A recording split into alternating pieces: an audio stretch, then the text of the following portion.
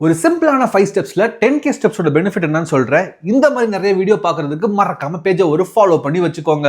Step number 1, calories burn and fat loss. அதாவது நீங்க ஒரு நாளைக்கு 10,000 ஸ்டெப்ஸ் நடந்தீங்கன்னா குறைஞ்சது 500 கேலரிஸ் பர்ன் ஆகும். அதுவே நீங்க 7 நாள் டெய்லி 10K ஸ்டெப்ஸ் நடந்துகிட்டே இருந்தீங்க அப்படின்னா ஒரு வாரத்துக்கு உங்க உடம்புல இருந்து கிட்டத்தட்ட 1/2 kg ஃபேட் லூஸ் ஆகுங்க.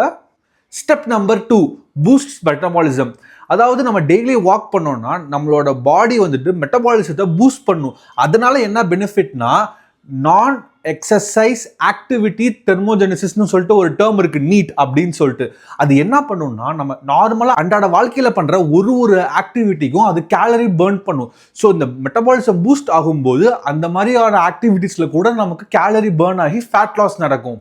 Number 3, cardiovascular and overall health. நம்ம டெய்லி 10K ஸ்டெப்ஸ் பண்றதுனால நம்மளோட ஹார்ட் ஹெல்த் இம்ப்ரூவ் ஆகும், லங்ஸ் ஹெல்த் இம்ப்ரூவ் ஆகும். அதே மாதிரி டைப் 2 டயபெட்டிஸ் வராம பார்த்துக்கும், ஸ்ட்ரோக் வராம பார்த்துக்கும். Step number 4, mental health. நம்ம நடக்கும்போது கார்டிசாலை ரெடியூஸ் பண்ணும், அதாவது நம்ம ஸ்ட்ரெஸ் ஹார்மோனை அது ரெடியூஸ் பண்ணும். சிமிலர்லி என்டார்ஃபின் அப்படிங்கிற ஒரு இதுவும் ரிலீஸ் ஆகும். அதனால நம்மளோட ஆங்ஸைட்டி வந்து கம்மியாகும். Step number 5, bone and muscle strength.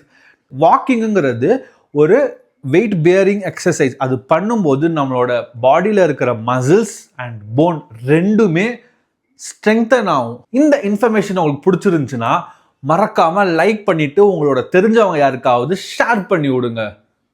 என்னப்பா போலாமா? தோ வரேன் ப்ரோ. இன்னும் ஒரு 200 ஸ்டெப்ஸ் முடியலன்னா வரமாட்டான்.